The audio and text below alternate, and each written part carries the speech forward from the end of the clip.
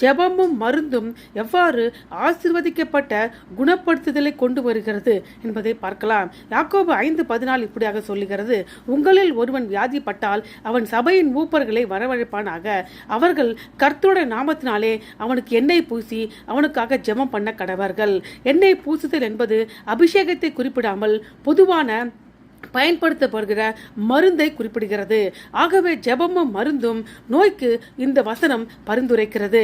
யாக்கோபு 5:15 இப்பாக சொல்லுகிறது, அப்போது விசுவாசம் உள்ள ஜெபம் பிணியாளிகளை ரட்சிக்கும், கர்த்தர் அவனை எழுப்புவார். ஜெபம் நோயுற்றவர்களை குணமாக்கும் என்று உறுதி அளிக்கிறது.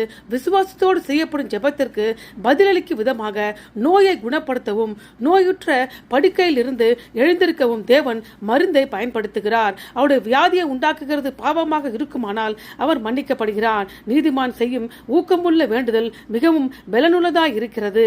ஆமென்.